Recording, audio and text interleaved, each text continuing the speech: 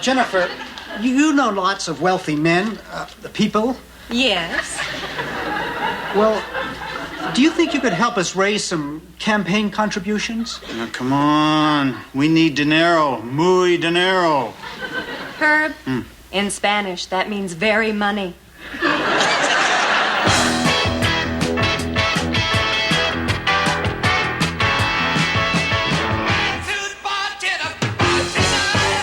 Listen up, fellow babies. It's time for Hold My Order, Terrible Dresser, the deep dive history nerd WKRP in Cincinnati podcast. I am Rob McDougall, and with me is Mike Grasso. How's it going, Mike? Good morning, everyone. And we have a great pair of episodes to talk about this time.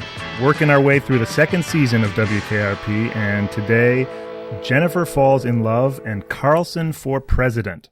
These episodes were both a lot of fun. Yeah. Kind of classic, we're definitely in the high point, the good years for WKRP right now. So the premise of this episode, as usual, or as often happens, it's right there in the title, more or less. The title is Jennifer Falls in Love, and the premise here is that Jennifer Marlowe, whom her normal MO is to date wealthy older men, yes, who like to give her appliances and who tire easily. But instead, she falls for the maintenance man in her apartment building. He's a young, hunky, blonde guy named Steele. Sort of romance novel cover sort of fodder. Exactly. Fabio-esque almost, or at least we're meant to see him as Fabio-esque almost. And what they play with is the question of whether or not he is the male equivalent of Jennifer. Right. So that's the one plot line. And then the B story is that Les is unhappy that he's the lowest paid newsman in Cincinnati, and he is angling for a raise. Yeah, so many episodes we've been talking about with Les being disgruntled, depressed, distressed. I mean, but it's a great plot line in this episode, Rob, because it propels so much of the action, even though it is the B plot. It interfaces with the Jennifer A plot so well in that scene where Les decides to make a late night visit to Jennifer's apartment yes, to see if she can, basically advocate for him in his salary dispute with the big guy. Yeah, funny stuff always happens at Jennifer's apartment. I think that that was a smart move. I don't think we are ever going to see Johnny's apartment again, but somehow the investment in that Jennifer apartment set was a smart move on their part, because funny stuff always happens there. Les, this is Steele. Steele, Les. How do you do? Great. Steele, is it? Yeah, Steele Hawthorne. That's a nice name. Thanks. I like to think that a person's name says a lot about the type of person he is. What was your name again? Les. So what'd you think of Steele? He's played by a guy named Thomas Calloway. I think he's fine. He's not, I wouldn't put him in my sort of Hall of Fame of great guest stars by any means. No. I think maybe I'm not the right guy to judge, but we are kind of asked to take on faith that he is astonishingly good looking. He's handsome, of course, but it's a little bit like everyone keeps telling us that little Ed is huge, and so therefore we're supposed to think that he's huge and scary. Everyone keeps telling us that Steele is stunningly gorgeous. He's a fine-looking man, but he's a little odd-looking, but yeah. I guess the body is okay. Yeah. You know what I mean? Like, and I guess it's that's hard to again say though, even because so we really have two big Steele scenes. He's wearing his maintenance man porn movie outfit in the first scene, and then in the second scene he's wearing it's like a bomber jacket or something, which is so puffy and big that he sort of looks like he's been inflated. Hi. Hello. Meine Dispatcher says there's something wrong with deine Kabel. Yeah, come on in. I'm not really sure exactly what's really wrong with the cable. That's why they sent me. I am an expert. The TV's in here. You recognize her, of course. Weigh mine too. Oh, that's my friend Sherry. She just came over to use the shower. The story is ludicrous. Mein Name is Karl. Ich bin expert. You must be here to fix the cable. Lord, you can imagine where it goes from here. He fixes the cable. I've been picking up a lot of old TV guides lately. Yeah, as one does. I've always believed in the 3 R's, right? Reading TV guide, writing TV guide, and renewing TV guide. So many memories. Yes, exactly. But on the back cover of all of these old TV guides are cigarette ads, because it was one of the last places that they could basically advertise was people who are in the checkout line at the supermarket. We're going to pick up a TV guide. They're going to flip it over. See a Newport ad and go, man, I could really go for some Newports, and pick them up right there at the checkout aisle in the supermarket, because that's healthy. But those guys on the backs of the TV guides in those cigarette ads, the Marlboro Man kind of set the standard, right, for the, Yes. But they all look the same in the late 70s on these TV guides. They've all got the blown dry hair with the big mustache, basically. Yeah. And Steele doesn't have the mustache, but he fits that paradigm Yes. of, hey, everyone, look at this guy. He's got blow-dried hair, and it's kind of wispy and wiry, and he's sexy, or he's macho. Yeah. And it's like, Yeah. well, okay, I'll take your word for it, late 70s. All right. Well, I want to talk more about the 70s male hunk in a bit. Yes. But as we always do, Rob. as we always do, but there's lots more to unpack in this episode. Venus, could I speak to you for a moment? Man, look at me. I'm a sheik, see? Sheik. Yeah, that's how you pronounce sheik. People be thinking I'm rich. Hey, brother, man, give me some of that oil. Not today, boys. We're all out. Sheik Venus Ben Flytrap. Speaking of Venus, we could have a segment of what is Venus wearing? Yeah. But Venus is wearing, I think it's called a keffiyeh. It's the Arab headdress, worn by Yasser Arafat. Yeah, rich oil sheiks. Yeah, exactly. Yes. And in fact, he introduces himself as Sheikh Venus Ben Flytrap. And again, is this purely again, is it hanging a lampshade on it? Is it aspirational on Venus's part? He sees these, rich OPEC sheiks on TV and figures, I need a little bit of a piece of that pie. Let me start dressing like them. Maybe I'll get rich. Was there a moment of sheiks that they first of all, I keep wanting to say chic. They play around with the correct pronunciation of sheik, chic. Sheiks were in the news in the 70s. Absolutely. The oil crisis was a few years back, but you had the bookends of the 2 oil crises in the 70s, which obviously penetrated into every level of culture at that point. Right. Oil producing Arabs flexing their geopolitical and economic muscle. And then as a result, the rich sheik has become a pop culture sort of a staple by this point. Absolutely. I think between Abscam, which happens a little later than this, and the seminal Clash video, Rock the Casbah, where a sheik and an Orthodox Jew have a great time in Texas, driving around in a big oil-guzzling car. Right. I also thinking of Jamie Farr in Cannonball Run. Do you remember that? That's a great example. Klinger also, from MASH. That's perfect, yes. There's also this movie called Americathon. Do you remember this movie? No. It was in 1980. John Ritter plays Chet Roosevelt, the president, in 1997, right, in the far future of 1997. And it's about America going broke and the Native Americans repossessing America. And one of the things that it's it's a satire of late 70s politics, but one of the things is that the Jews and the Arabs have made peace and joined together to become a huge political superpower called the Hebrabs. And basically, the idea is that they're trying to help the Native Americans buy back America so that they can exploit it, essentially. So it was very much on people's minds in this time period. And like I said, is it aspirational? Is Venus trying to, in effect, start a chic, perhaps, fashion-wise? Well, so this is my question, or a question. How does Tim Reed decide to wear that, or how do the people scripting it decide to put him in that? Is it possible that there was, in kind of fly African-American fashion, was there a moment of chic in the 70s? Well, the interesting thing is that when you think about Nation of Islam or any of the other sort of, Islamic African-American movements throughout the 20th century, they don't co-opt Arabic or traditionally sort of Islamic dress. They go with a type of dress that is going to show their forthrightness before the Lord, which is the bow tie. They're formal. They're very masculine. It's militaristic almost. So there's not that sort of crossover of cultures. But I mean, the whole thing about Malcolm X. Remember, he went on Hajj and he saw everybody wearing the same thing and realized that his brothers in Islam were all of these people of different colors and races. And I mean, I don't know where I'm going with this, but basically, the idea that that African American culture would cross over and coincide with Arabic Islamic culture is an interesting one. I don't know if there's an answer to that. Yeah. We interrupt this theater for a bulletin from 1998, the year America ran out of gas, oil, and cash. Flash, people have stopped driving cars and started living in them.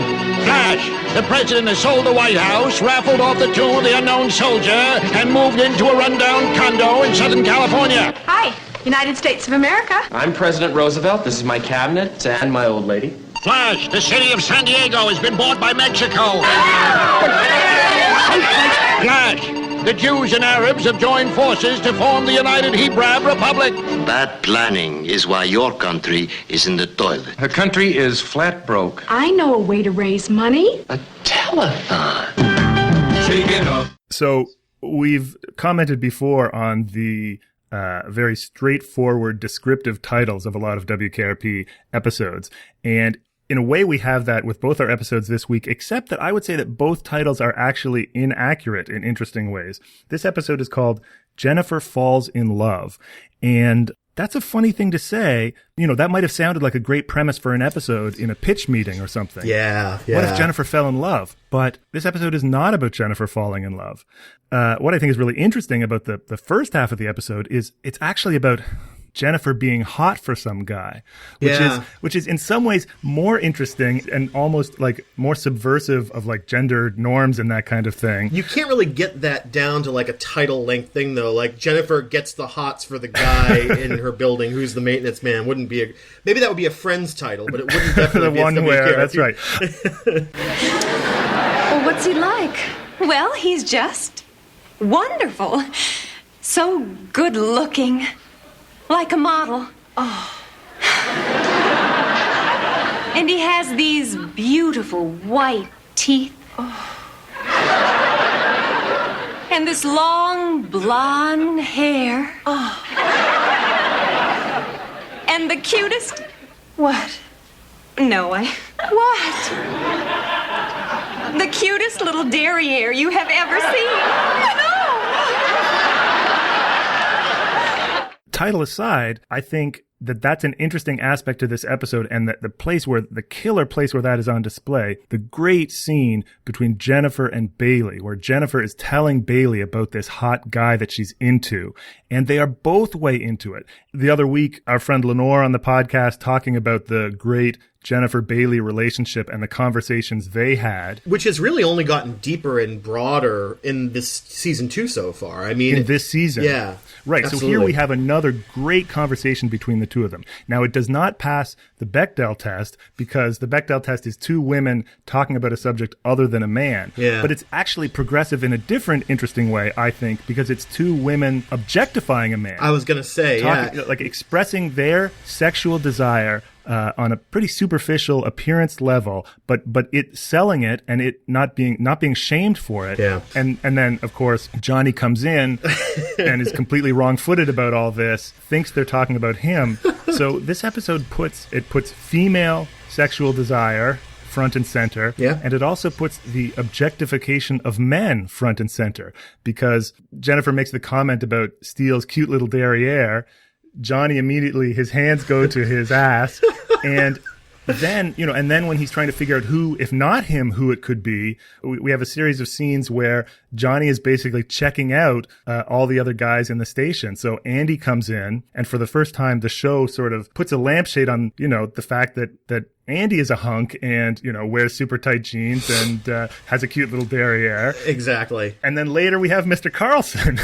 Yeah, I mean, I said in the notes that the scene where there starts to be this unwarranted sexual tension between Jennifer and Mr. Carlson doesn't work for me at all. Yeah. But it does pay off when Johnny comes into the office, sees them in an embrace, and immediately sort of like his mind goes that way.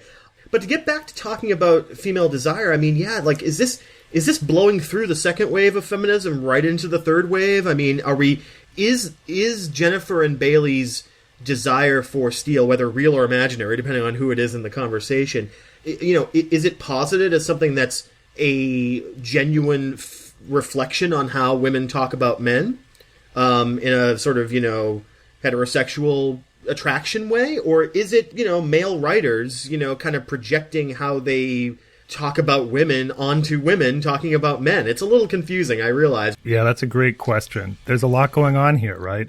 First, on second wave feminism, I think that even accepting that the waves are an imperfect construct and there's a whole lot of critique of even the whole second, third wave setup. Sure. But to the extent that there's a there, a lot of the divides between second and third wave feminism are about sex positive feminism versus sort of anti-pornography feminism and these kinds of things. Absolutely. But I think that the second wavers sometimes get a bad rap. I think that certainly back in the 60s and 70s, second wave feminism, they were totally into sex, and they were not anti-sex, and there was no problem there. Well, I mean, there's different strains of it, right? I mean, there's the Ms. Magazine strain, and there's the Helen Gurley Brown Cosmo strain, Yes. And they both weave into each other. No, and then there's also a kind of McKinnon sort of anti-pornography sort of that really is in the 80s, kind of like, is much more sort of severe in its reaction to this. But, you mentioned Helen Gurley Brown, and that's where I think this episode is coming from. Right. It's somewhat orthogonal to feminism, or it's related to feminism,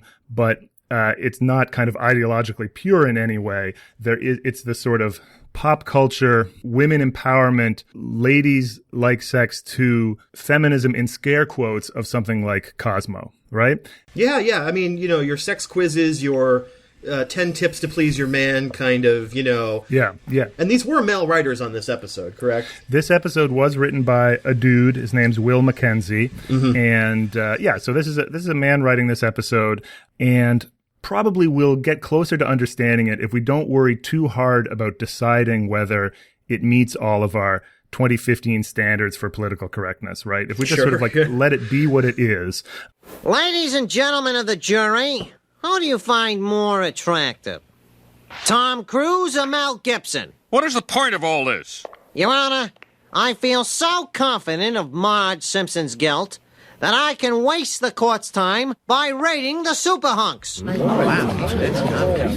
Ooh, he's gonna win. We were talking before about the 70s hunk, of which Steele is a classic example, right? Sure. But so too is Gary Sandy. Andy Travis is a kind of 70s hunk. Absolutely. Sure. And I think that it was kind of a characteristically 70s thing to do, or at least it was novel in the 70s, the sort of male hunk. There have always been handsome men and male sex symbols, but to put a man on display in a way akin to or approaching the way that women are put on display, I think was something that the culture was really interested in and playing with at that time. Yeah. Male fashion, they talk about the peacock movement. Male fashion became much more colorful in the 70s. Absolutely. Of course, men with long hair and sort of taking care of their hair, flowing locks and that sort of thing.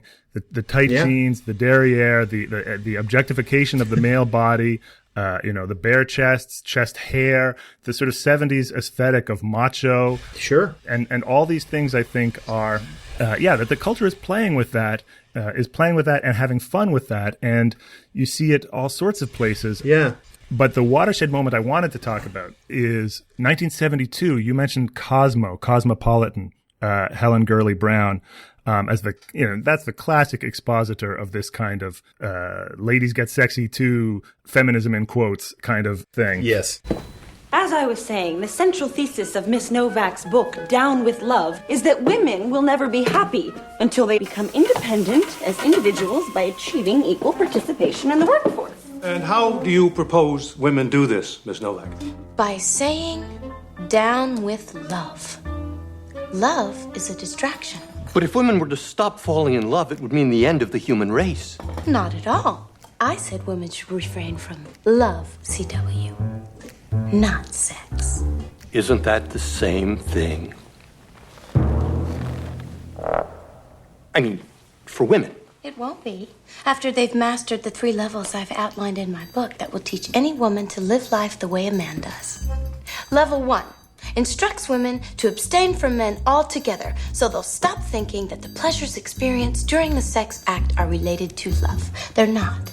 As women will learn by practicing the self-pleasuring technique that I've detailed in Chapter 7, entitled Up with Chocolate. And in 1972, Cosmo printed a centerfold of Burt Reynolds naked on a bearskin rug. To me, that's like the sort of moment of 70s male hunkiness, objectification of men. And it just happens to be, you know, the future Mr. Lonnie Anderson, right? So it's a lovely... I know, it's great. You know, Lonnie has Jennifer may have a type, but Lonnie also has a type because, as we know, she would leave Clark Callahan for Gary Sandy. Yeah. And then later leave Gary Sandy for Mr. Bearskin Rug himself, Burt Reynolds. Yeah, and you're right. I think there's a certain... Maybe they're not all the same body type or same looking, but there's some common traits between the three of them now that I think about it, you know? I mean, Gary Sandy may be the least burly of all of those guys, but they all definitely have that similar sort of look to them, you know? Yeah, that hunky look. I just looked this up, and it's kind of a funny story.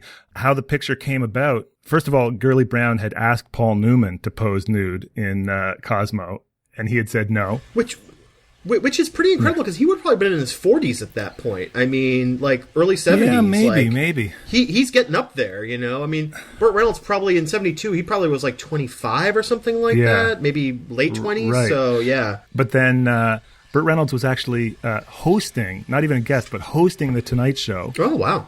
As a guest host, standing in for Johnny. And Helen Gurley Brown was his guest, and they were flirting and sort of frisky and talking and that sort of thing. And she asked him if he would pose for Cosmo on The Tonight Show, and he was like, sure.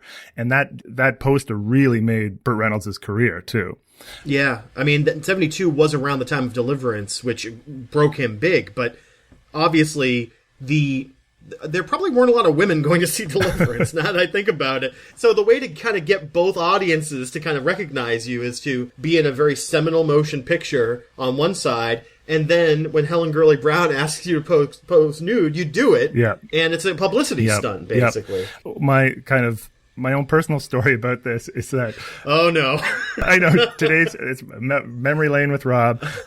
As a kid, in our house, there's definitely an archaeological quality to the decor in our house, in that the top floor clearly was in the 1980s, the top floor of the house looked like it was the 1980s. But as you went down into the basement, you passed out of the 1980s into the 70s, right? So the rec room was still very much lived in the 70s. Yeah, sure. And then if you dug around in the kind of like the storeroom at the back of the rec room, where all my parents' like old junk was, you're even pushing back farther, like into the 60s, right?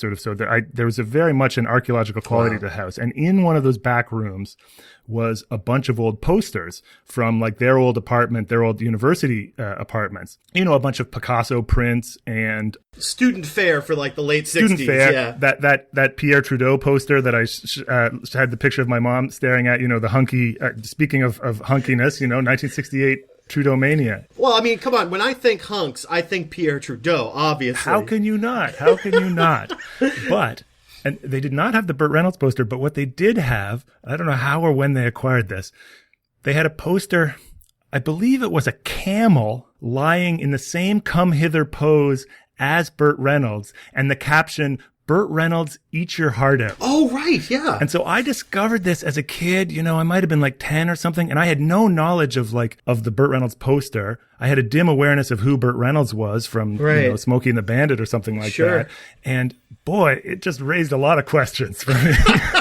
Well, it's funny. It's so funny because when you first started talking about this, I was going to say this poster and centerfold was endlessly parodied, like throughout the 70s, and like this is I didn't know they did it with a camel, but like I know that like other Hollywood stars in the 80s and onwards have always kind of returned to this as kind of like, oh, male sexuality and male attractiveness is a joke. I'm going to lie on a bearskin rug like, you know, Burt Reynolds did in 1972. And like, I think about, I think about like the SNL skit with Chris Farley and Patrick Swayze as the Chippendales dancers. Oh, yeah, you know what I mean? Sure. It's like, comes this point where it's like people get uncomfortable about, you know, the male body on display again, sort of in the, you know, in the sort of in public, and like start expressing their anxiety by saying, "Oh God, look how stupid male bodies are." Here's Chris Farley trying to do a Chippendales dance, you know. Yeah, but that's what the camel was. The camel was like, "Oh God, this is so absurd. male bodies are all lumpy and camel-like. So yeah, right, and hairy and weird. Yeah, and, exactly. Yeah. So exactly, there's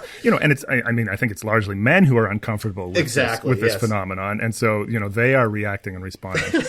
Chippendales is a good example of something that probably grows out of this. But then something else that comes directly out of the Burt Reynolds poster is Playgirl magazine. Sure. And the guy that founded Playgirl, it's not an offshoot of Playboy. There was a Playgirl club that maybe had like male exotic dancers or something like that. And the guy that owned that, his name was Douglas Lambert. After seeing the success of the Burt Reynolds centerfold, said, "Oh, women will pay for a magazine that has pictures of men," and so they launched Playgirl. Well, so what's the punchline here, Rob? The punchline here. This is we're leading up to that, but I don't mean to jump the gun, but I know where this is going, which is But so I mean, this also seems like a characteristically 70s response. To feminism and to the sexual revolution is to make the kind of unimaginative conclusion that, what do women want? What do women desire? It's exactly what men desire, but in reverse. So men like looking at pictures of naked women. Therefore, women like looking at pictures of naked men. There probably are some women who like looking at pictures of naked men, but not enough to support a magazine. Not enough to support Playgirl, as it turned out. Who likes looking at pictures of naked men, Mike? Well, I would say that in the 70s, again, like what you're going to get as your fan base for a new magazine that features centerfolds of naked men is probably men who like looking at naked men. Yes, it turns out that, in fact, it's men that like looking at pictures of naked men. Gay men or men who are on the spectrum towards being gay or whatever. And yes. Or men who just like the articles in Playgirl. They read it for the articles. That's quite possible, yes. So of course, Playgirl was a big hit, but it was another 10 years before they dropped the pretense that it was a magazine for women and not a magazine for gay men. Ooh, Mr. Macho. Venus, I'm not real sure I know exactly what macho is, but whatever it is, I'm it. Getting back to the 70s, all of these men we've talked about in the cigarette ads, the Burt Reynolds, all of those folks, I mean, that's kind of where that trend was headed in the gay community. I think we talked about it when Les considered himself macho, when he was being accused of being gay. You've got a couple of members of the Village People who, got the handlebar mustaches and are dressing in leather. Like that was the trend in the gay community in the late 70s. Very, very obviously enough that people who were straight in pop culture could recognize it as a thing, basically. Yeah. No, I think that the 70s on the whole is a time when I'm going to steal from one of my former students once again. This is Anna Zuschlag, who worked on masculinity in the Vietnam era. There's kind of a cliche in masculinity studies or the history of masculinity. For a few years, everybody kept discovering new crises in masculinity. So they're like, the 1950s was a crisis in masculinity. The 1890s was a crisis in masculinity. And this was all very persuasive until we reached the point where every single decade had been identified as a crisis in masculinity. And you have to start thinking like, maybe perhaps masculinity is simply experienced as crisis, or perhaps this trope is just not that useful. But what Anna, I think, very cleverly did, and she's not the only one, but what she very cleverly did was talk about the 70s as a crisitunity, a moment of opportunity for masculinity, as a moment of flowering of alternate modes of masculinity, and that the culture just had a little, not a lot, but a little more space for androgyny, for different forms of masculinity, for macho on the one hand and for a sort of feminized masculinity on the other. Right. And that the culture made a little room for that in the 1970s, whether you're talking about David Bowie or Alan Alda or the Village People or Burt Reynolds lying on the bearskin rug. Yeah. There was just kind of an exploration of these possibilities. And once again, I think one that was kind of shut down in the 1980s, Real Men Don't Eat Quiche, and let's reaffirm the gender norms. Well, that's great because, again, we've talked about this podcast being in a moment in American history where a lot of this stuff flips, and a lot of this stuff that was very hopeful at the end of the 70s kind of turned into the Reagan years. And I think about what we saw in the 1980s as far as gender is concerned. You had gender outlaws like Boy George, but honestly, everything kind of went back towards a masculinized sort of look. Like, when you think about, remember that Kate Beaton strip about the 80s businesswoman? Yes. And she's got the giant, like, shoulder pads. The giant shoulder pads and the pointy, That was a masculinization of women's fashion, you know? Like, right. I think about the most famous androgyne of that era is, for me, Annie Lennox in the Sweet Dreams Are Made of This video. Yes. Where she's not even, like, a masculine woman in that. She's, like, something else. But it's a business suit. You know what I mean? It's like very much we're going to put people into these boxes and kind of like, you know, eliminate all tinge of like what the body looks like underneath it. I would say even David Byrne's big suit in Stop Making Sense is again, a satire of that idea that you hide inside the clothes that business makes you wear. The power basically. Armor of the yeah, business exactly. suit. Yeah. But that's, you know, that's another turn of the cultural wheel from where we are in this episode. You know, Jennifer and Steele. Exactly. You know, their bodies are shaped like. Yeah, you can see their bodies. Male exactly. and female bodies. Yeah, you can always see. I mean, the way Jennifer dresses, you can always sort of see her body. That's the point. But yeah. I think that makes it even funnier to think about Johnny touching his own butt because he needs something to call attention to it. Yeah, sure. No, Johnny's butt looks like mine in jeans. Like one would presume that there's a butt under there somewhere. But yeah. Oh God. How do you know he drinks? Well, last month at a Friends of Armenia banquet, he apparently fell forward into his lasagna. Wow. Now listen, Bailey's right. You couldn't use something like that. Politics is a tough business, Travis. Why are Armenians eating lasagna? So our second episode today is Carlson for President, and the plot line of this one is Arthur Carlson, at the very beginning of the episode, is cutting an ad for his city council run. I think we learned during the episode that, you know, it's another one of those things where he's doing it because Mama kind of wants him to, and what happens is he gets into the race, he's not doing too well, he's going on the debate, wearing a little too much makeup, taking the lesson of the Kennedy-Nixon debate maybe to a little bit of an extreme. But he's found some secrets out about the incumbent candidate, that he might be a drunk. And he accidentally lets it slip during the debate and, you know, feels, again, a moral quandary about what he's done.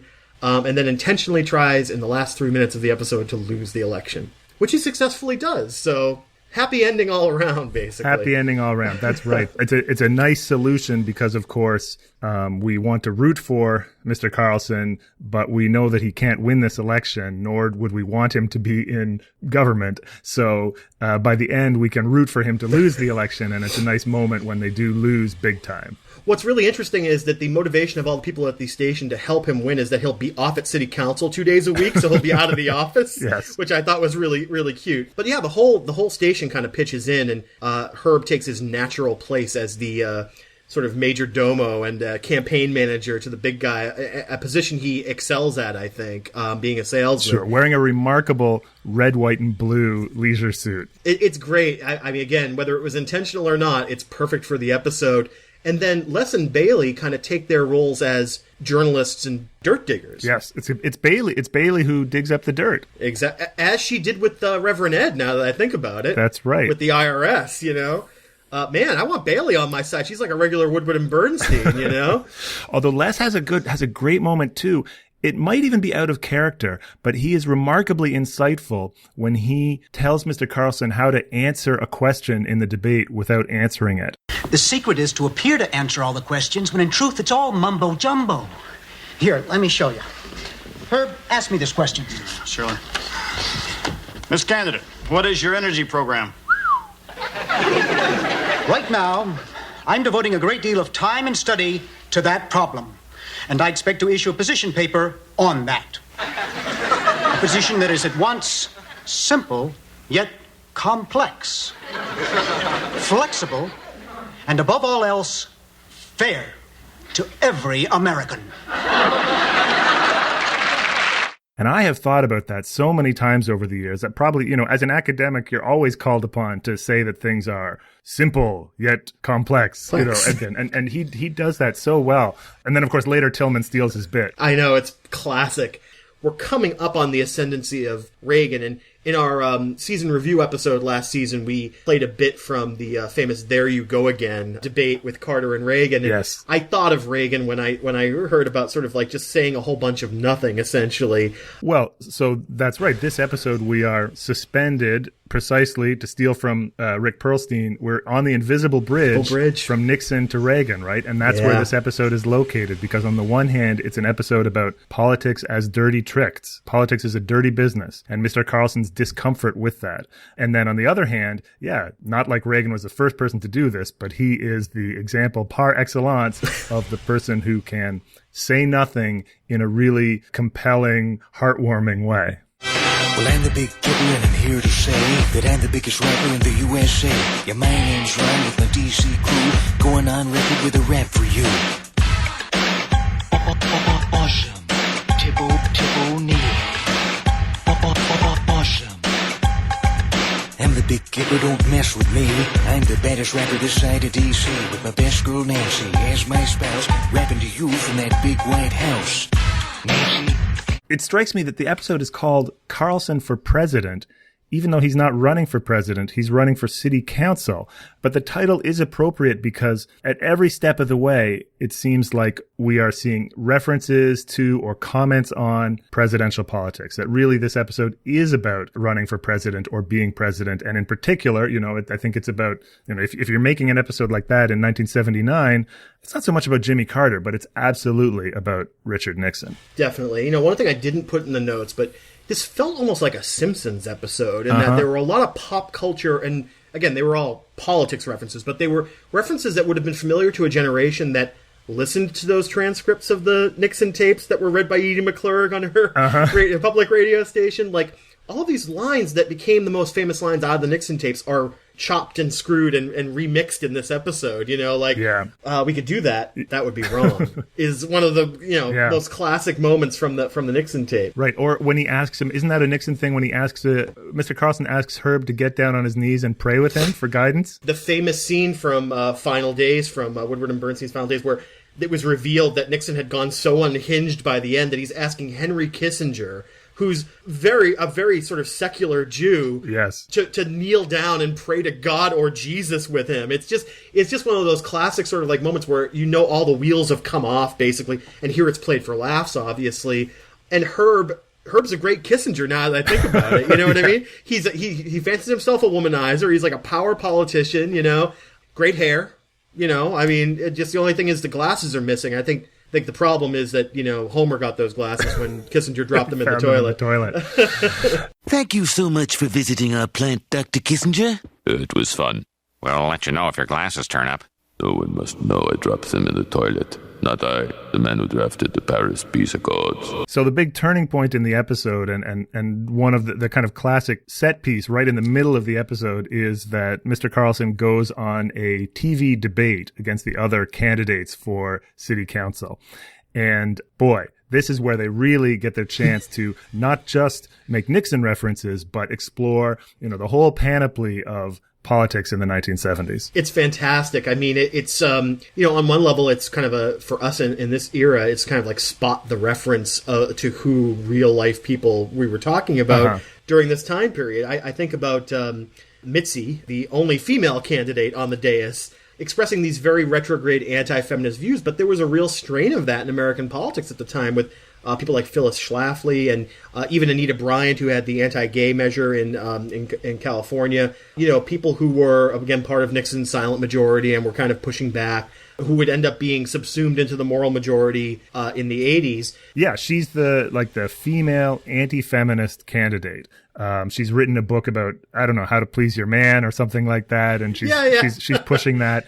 And we ask, was this thing a thing? And that was a thing. The female anti-feminist candidate in the 1970s. Oh, yeah. Phyllis Schlafly, who led the fight to stop the Equal Rights Amendment, the successful fight to stop the Equal Rights Amendment. Schlafly had been a kind of conservative anti-communist Cold Warrior for years, but it wasn't until she hit on anti-feminism as her core issue that she really became a national figure. Speaking of anti-communism, the next candidate on the dais is Wendell Brooks, who has a list of communists a bunch of like newspaper clippings. Definitely on first glance supposed to be the sort of unhinged conspiracy-minded candidate, but yes, it is making very explicit references to a much older strain, the sort of McCarthy-esque sort of, communist witch hunt strain in American politics. He wants to specifically references McCarthy when he says he has a list of, I think it's 900 communists in government. So the in Cincinnati, right? In Cincinnati. So the communist conspiracy has certainly grown since McCarthy's day. Oh, God. Mr. Tillman. You can just call me Chuck, Barry. All right. Chuck, the people of Cincinnati... You can just call me Art, Barry. Thank you, Art, but we're talking to Chuck right now. Fine, well, just go on. I don't care what you call me, really, just as long as you call me, Art.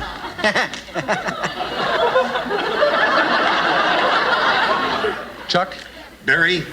And then, of course, the last person on the dais is the incumbent, Charles Tillman. We don't get any real sense of his politics. Is he a conservative or a liberal? Is he a Democrat or a Republican? That's kind of a time-honored tradition in TV, though. Like, nobody... Yeah. If it's a comedy, nobody really ever takes a side, you know what I mean, as far as, like, a recognized candidate on a 22-minute sitcom is concerned. But he is a recognizable type, too, in that he is, he's very glib. He does exactly what Les said you should do in answering a question without answering it. But he's also a drunk. And this is, of course, the whole storyline about whether that's fair to use it against him. Well, let's talk a little bit about Tillman. I mean, sort of the idea that he's glib, he's a drunk. I mean, are we talking about a sort of Quimby-esque Kennedy joke here? Yeah, that's the guy who I think he's probably the closest to. He has nice hair and, and he's glib. And, just sort of to place this episode in its historical context. So the episode aired, I think, first week of November 1979. This is the same week that Ted Kennedy announced he was going to challenge Jimmy Carter for the presidential nomination. Wow. And, and that ended up being a really ugly sort of fight. Carter got the nomination, but generally a sitting president doesn't have to fight so hard to remain the candidate. And then just, what of course threw a wrench even in that is that the day after or 3 days after Kennedy announced and the day after this episode aired is the day that the radicals seized the U.S. Embassy in Iran and took all the hostages. Yeah. So that became the story of the election, which nobody had predicted. Yeah, we've been kind of waiting for that ever since Les's Ayatollah Khomeini joke. Ayatollah, yeah. But, I mean, it is kind of like it's setting up all those dominoes for what we know is going to happen during the election in 80, yeah. Before the break, we were about to discuss busing. Mrs. Monahan. Now, Barry, as you know, in my national bestseller, It's a Man's World, Girls, which is now available in paperback everywhere, I say very clearly that men are the bosses. That's God's plan. It's a Man's World, Girls, a Waterton publication on sale everywhere. I'm for busing. I'm for busing every single communist and communist sympathizer in this country back to Russia. Or to New York City. Or wherever they come from. The question that everyone keeps ducking, the hard question that everyone keeps ducking is busing. I know. And of course, the episode is not ever going to really deeply get into the busing issue, but that's a great example of, that's a very topical thing for them to be talking about in 1979, because that's a really difficult and painful political issue that was happening at this time. That was kind of one of the wedge issues that, I would argue undid a lot of the accomplishments of the civil rights movement and fueled the conservative resurgence, the new right resurgence, and particularly the kind of Reagan Democrat phenomenon of working class whites moving to the Republican Party. No, it's true. I mean, I was a little shocked because the joke that kind of lands before that, as they're kind of trying to get Mr. Carlson triangulated on the issues, is what's your position on abortion, welfare, and marijuana reform? All three of which would have been like also third rail issues. Third rail issues. Of course, it's Johnny that asks that. So those are Johnny's three pet issues, apparently. They're not bad. I have to admit that's not a bad set of questions to ask. But he says no comment, which is of course recurring joke throughout the episode.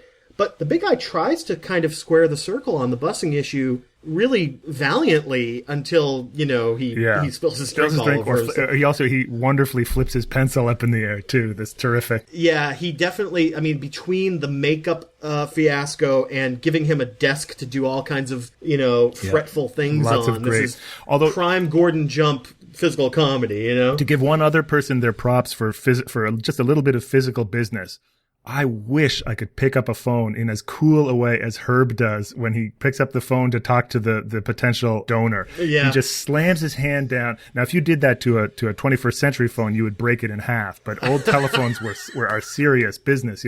He slams the one end of the receiver and it pops up into his hand. Boy, I wonder how many times he had to do that to get it to work. Listen, with a 1970s phone, you can either do that or you can smash it with a toolbox. There's only two options, basically. You can't see it on the webcam, and you listening at home can't see it at all. But I have a classic old phone here in my office, and yeah, I could totally brain someone with it. Well, on that note, hello, this is Arthur Carlson, candidate for City Council. Who's this? Oh, Mrs. Claiborne? Well, Mrs. Claiborne, I just wanted you to know that's my opinion that, most of the women in your organization are really overweight. I don't mean stocky. We're talking tubby, Mrs. Claiborne. No, that's all. Should we talk about some of the other stuff that we liked in the episode? You talked about Herb. I honestly, the last 3 minutes of the episode where the big guy is trying to intentionally lose the election, it's delightful, isn't it? It's delightful and dark. There's a couple of moments, the big guy is trying to come up with every single thing a politician could do wrong to completely scuttle his chances. And so there's a joke. Well, first of all, there's the poster, which which we love. This is where the logo for our podcast came from. And yes, certainly another one of those childhood memories. What's funnier than the idea of somebody trying to intentionally lose an election, and then try to do all these things to basically make themselves look crazy or dangerous. And the big guy's bug-eyed look on that poster, man, it's almost inexorably and it's tied to my image of WKRP, which is why I wanted to use that. It was a great idea to have as the logo, and still now, of course, thanks to the podcast, I've seen it 1,000 times, and it still cracks me up. It's still funny. The first actual poster that Carlson has, he looks just as goofy. He just doesn't look maniacal in it. So anyway, I almost wish they maybe just structurally, I guess a lot had to happen until we get to the point where he wants to lose the election. If there was a way to get to that 10 minutes quicker, I wonder but maybe it's good that it's so condensed at the end. I was going to say, it's so great because it's joke after joke after joke, and you just can't stop to breathe, basically. So by the end of the episode, I was clutching my stomach laughing. So the big guy, they're sending out rumors that he's a transvestite. He says, maybe I don't want to wear a dress. Maybe it could just be a pair of slacks and a simple halter top, Which is just great. It's just big guy's looking for compromise, even in his transvestite rumors. That's right. Is just great. That's right. And he picks up the phone and calls the League of Women Voters. Okay, cheap joke, fat joke, whatever. What sells it for me is him just saying, no, that's all. That was My wife, Jenny, made a really great observation this morning, which was that this is right out of Donald Trump's 2016 playbook. You know what I mean? The big guy in 1979 figures you have to intentionally insult people to lose an election. And now in 2015-16, you have to intentionally insult people to win an election. So tell me what that says about things have changed. Or maybe 3 months ago, 4 months ago, Donald Trump did something which he had moral qualms about, and he is now trying to pull a Carlson and lose the election. But it's a literal Brewster's Millions situation, but the worse he does, the better he does in the polls. He's trapped in this existential dilemma. He's trying to pull a Carlson, and he can't lose. For my sake and the sake of the other 300+ million Americans that, are in my country, Rob, I hope you're right on this. And I hope that Trump secretly is an Arthur Carlson type of guy. Oh, it affects all of us, Mike. It affects the entire globe. Ladies and gentlemen, welcome to the Biff Tannen Museum, dedicated to Hill Valley's #1 citizen and America's greatest living folk hero, the one and only Biff Tannen.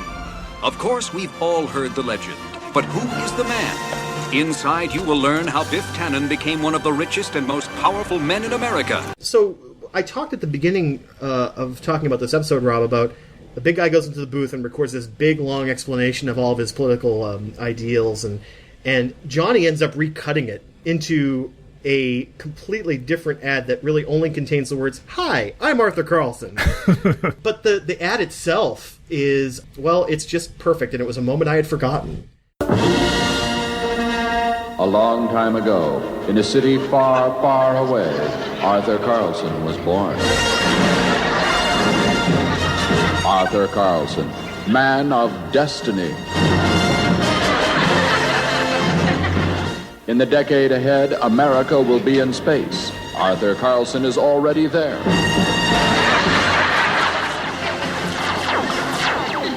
Astronaut Neil Armstrong had this to say about Arthur Carlson's bid for city council. It's one small step for man.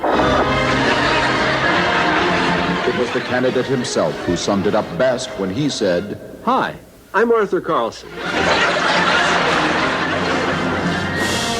So vote for Arthur Carlson for city council. This announcement paid for by the committee to elect Carlson. Herbert R. Tarlek, chairman. He uses John Williams' score from the beginning of Star Wars. The Star Wars theme. Most iconic bit of movie music there is. Yeah. Right, sure. No, it's a great moment. I wonder about the rights for that must have been... Was that cut in syndication? Because, boy... Maybe that's why I don't remember it. I mean... If you can't put Fly Me to the Moon on Jennifer's doorbell, there's no way you can have 30 seconds of the Star Wars theme. It's very conspicuous in that way because you don't really expect a television show, maybe in this day and age, to be able to kind of get that kind of rights, you know what I mean? Yeah. And use it in a parodic kind of way, you know, which right. It is. I'd forgotten about that too, and so it's this very funny eruption to suddenly have a different 70s pop culture thing that I have very strong feelings and affection for erupt right into the middle of WKRP. It's sort of like the episode of Sesame Street where R2-D2 and C-3PO visited. And, oh my God, your little mind must have been blown at that point. It totally blew my mind, absolutely. Let's get personal about this. Let's talk about our personal memories of Star Wars, because I think I mean, I'm not old enough to have seen the first movie in the theater. The first one I saw Empire at a drive-in when I was 6 years old. So it was, not only is it one of the first, well, it's one of the first movies I probably ever saw, you know, in the theater or, again, in the drive-thru. Yep. I do have a rather shameful confession to make, which is that in college, my rooming group, hi, Chris, Sam, Dax, and Johnny, if you're listening, we're all super into Star Wars. Like, they ate and breathed it. They knew all the different models of the ships and stuff. And, like, I would be in one of those classic sitcom moments where I would have to pretend to know what they were talking about. Because my fandom was not Star Wars. I was more of a Star Trek person, especially TNG, which came... I know. No, it's cool. It's cool. But a couple of things on that. The time you were in university, that's interesting that your guys were all into Star Wars, because it's easy to forget that Star Wars has not always been as ubiquitous as it is right now. Yeah. Or as it has been even since the prequel. Since 99, there was kind of there was sort of a dip in public saturation of Star Wars, so that there was a time in the 90s when, I'm not going to say it was cool to be into Star Wars, but it was kind of like edgy and offbeat in that geeky, cool kind of a way.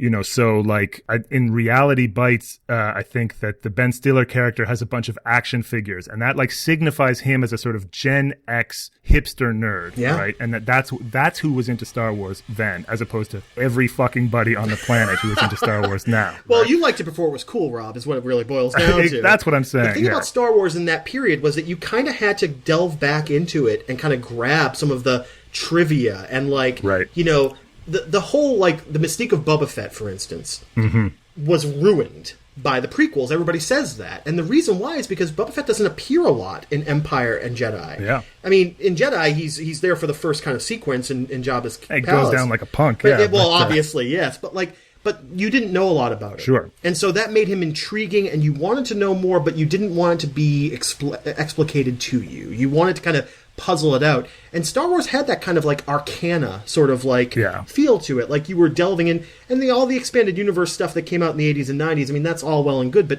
we're talking about the canonical texts here, right? We're talking about the original 3 movies before they were changed by Lucas.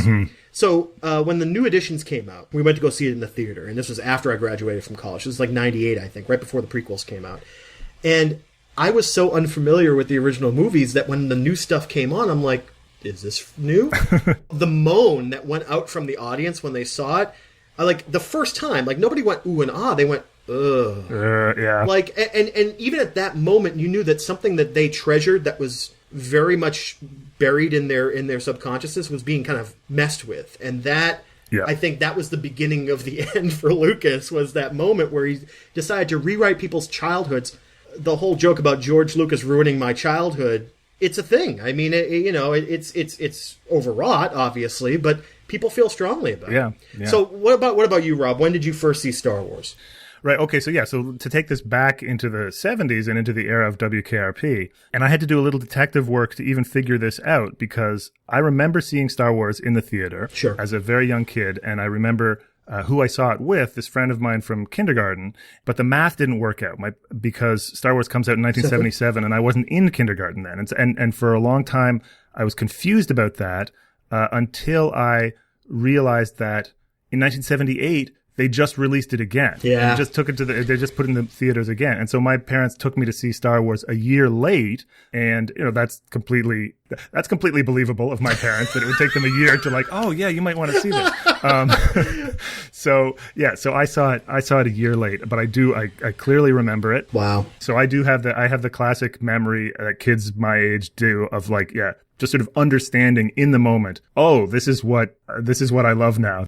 Whereas I love the sleek, technocratic, late 80s vaporwave future of Star Trek: The Next Generation. Exactly. I don't like. I mean, it's funny. Yes. I don't like all that mythic stuff in my sci-fi. You know what I mean? Like, right? Okay. Yeah. You want that? I like my knights over here in armor with actual swords, and my space explorers over here. You don't want your peas to touch your gravy, is what you're saying. Pretty much, yeah. And that actually is true in real life, literally as well as figuratively. Yeah.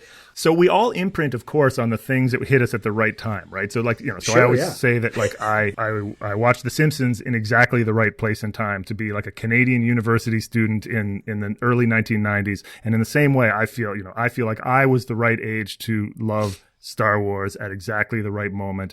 And in particular, the two movies that still hold up for me that I love are, of course, Star Wars, which some people do refer to as Star Wars Episode 4, A New Hope, but I'll just call it Star Wars, which was its name, and Empire Strikes Back, which are, of course, the two movies made in the 70s. Yeah, I mean, Empire was released in 80... It came out in 80 or 81, 77, 80... I feel like it was 81 because I remember from the Simpsons episode where Homer spoils the ending for everybody in line. Yes. That's the episode... Which did happen to me. No, it didn't. It totally did happen to me. Oh my God. So how did that work out? Well, I don't know if you remember, but it was possible for a 10-year-old to see Empire Strikes Back and believe at the end that it wasn't clear whether Vader was lying or not. Oh, sure. That makes sense. Yeah. Because Luke says no. And so I spent the next 2 years feeling like it was an open question. God, to wait 2 years for the next movie? You had no internet to go on to have theories with people about, God. No. I spent the next 2 years until somebody spoiled the third movie for me before my parents got around to taking me to see it. No! Oh my God. Yeah. Well, what this should teach everyone who's listening to this podcast is that ever since the 1970s, spoilers have been a real issue. So please use spoiler space whenever you can. I mean, that's you don't want to ruin a young boy's life. I mean, it's just not worth it. My son is, he's vibrating with excitement for episode 7, right? And that will be his. He's 6. Yeah. He's the same age as I was when the first Star Wars came out. It's generational, isn't it? Because like the Generation Xers like us have the original movies, and then the millennials have the prequels. Some millennials actually really like the prequels, which... Well, you can't blame them for being millennials, I guess. You can't, they don't know any better. It's okay. What were we talking about? Star Wars? 70s. Star Wars in the 70s. So anyway, to try and bring this even remotely back in the direction of WKRP, what I would say is that for me... So you don't like your peas to touch your gravy. but I like 70s in my Star Wars. Like totally, yes. I dig a little 70s in my Star Wars. So, whether it's like everyone loves Leia's slave girl outfit, but give me the white flowing dress or whatever. Give me the buns on the side of the head. Give me the side of the van kind of airbrushed painting ethos of Luke on Tatooine and the trippy Obi-Wan and Yoda as a puppet. Give me that stuff. Well, think about it. What is Han Solo but a space trucker? Yeah. Right? Space trucking. And think about all those computer panels. Chewbacca's sort of like the chimp that goes along with oh my God, Clint he's Eastwood. BJ, yeah. Or the bear, whichever one was the chimp. I don't remember. Or the orangutan.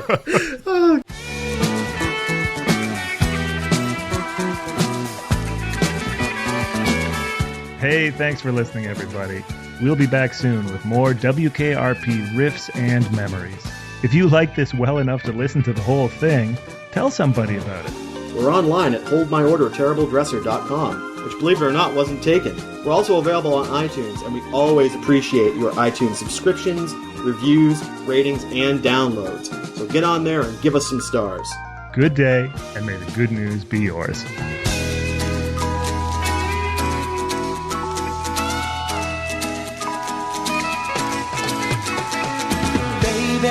If you've ever wondered whatever became of me, I'm living on the air in Cincinnati, WKRP. I'm at WKRP in Cincinnati.